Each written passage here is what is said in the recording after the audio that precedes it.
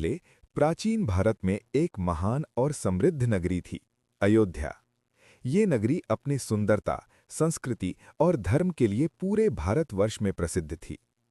इस नगरी पर राज करते थे महान और न्यायप्रिय राजा, राजा दशरथ।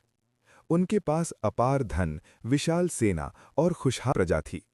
लेकिन उनके जीवन में एक गहरी कमी थी, उनके कोई संतान नहीं थी। राजा दशरथ दिन रात इसी चिंता में डूबे रहते थे। तब उन्होंने अपने गुरु महर्षि वशिष्ठ की सलाह ली।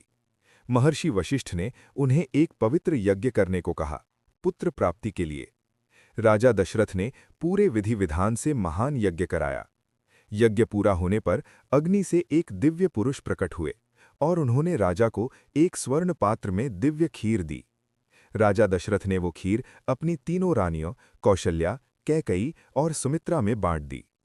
कुछ समय बाद अयोध्या में खुशियों की लहर दौड़ पड़ी।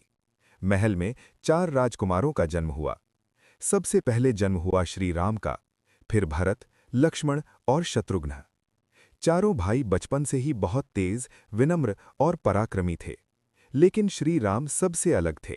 वे सत्य, धर्म और मर्यादा के प्रतीक थे। जैसे जैसे राम बड़े होते गए, उनकी वीरता और बुद्धिमानी की चर्चा पूरे राज्य में फैलने लगी।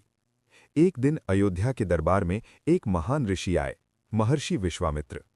उन्होंने राजा दशरथ से निवेदन किया कि वे राम और लक्ष्मण को उनके साथ वन में भेज दें, ताकि वे राक्षसों से यज्ञ की रक्षा कर सकें। राजा दशरथ पहले तो घबरा गए, लेकिन गुरु वशिष्ठ के समझाने पर उन्होंने राम और लक्ष्मण को जाने की अनुमति दे दी। यहीं से शुरू होती है राम की पहली यात्रा। राम और लक्ष्मण वन की ओर निकल पड़े, जहां उन्होंने अपने साहस और शक्ति से कई राक्षसों का अंत किया और ऋषियों की रक्षा की। ये केवल शुरुआत थी। आगे चलकर यही राम धर्म की रक्षा के लिए एक ऐसी यात्रा पर निकलेंगे जो पूरे संसार में आदर्श बन जाएगी। हुआ कैसे मिला राम को वनवास, जानने के लिए हमारे चैनल सुनहरी स्टोरी को सब्सक्राइब करें।